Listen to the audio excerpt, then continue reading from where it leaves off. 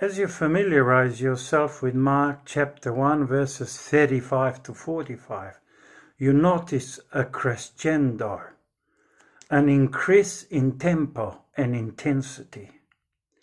And in this passage, the writer definitely shows that in the synagogue, in private homes, on the streets, surrounded by crowds, or even in desolate places, Jesus is the Lord of all.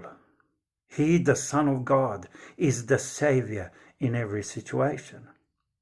So verse 35 tells us that the next morning Jesus got up long before daylight, left the house while it was dark, and made his way to a secluded place to give himself to prayer. He was there to commune with the Father. And God was everywhere. He didn't need a synagogue, a temple. He could go in a secluded place and have the perfect fellowship. That fellowship was so real that reality flowed over on the streets, in the homes, in the synagogues, wherever he was. Simon was terrified because the crowds liked him by now. Simon and his friends searched for Jesus, only to find him in this secluded place. It's as if it surprised Simon and his friends. When he was so popular, when the whole thing was building momentum, Jesus pulls back. Crowds wanted him, but he did not take the provocation, because he knew that the one who cast the vision is the Father, not the crowds.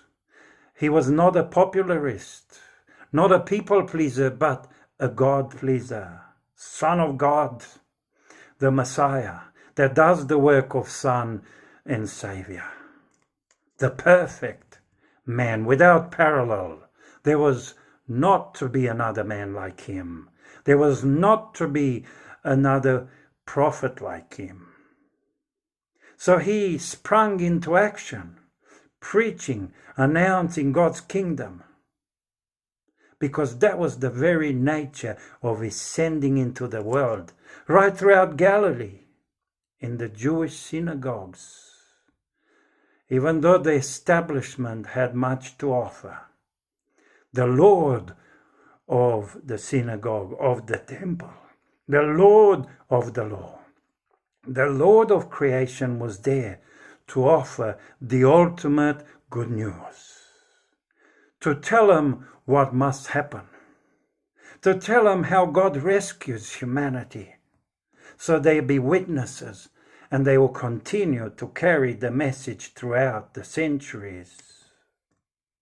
They saw him preaching, and they saw him validated by casting out the unruly demons. A man with leprosy comes across his path. Jesus didn't have to go through the steps of the law, even though the law of Moses preserved something very sacred. But he was the Lord of the law, above it all, and he came to fulfill it, and he was the ultimate healing. When the man was healed, he was asked not to tell everyone, but to show himself to the priest.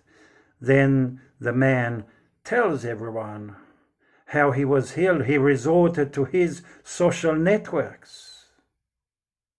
As a result, Jesus' ministry was somewhat hindered at that time, but people recognized him for who he was, the true Messiah of God, and they came to him where he was.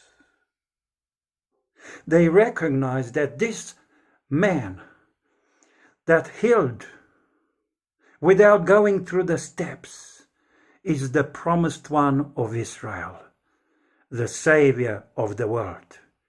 And the reader needs to know that the people of that time believed in him and so should we.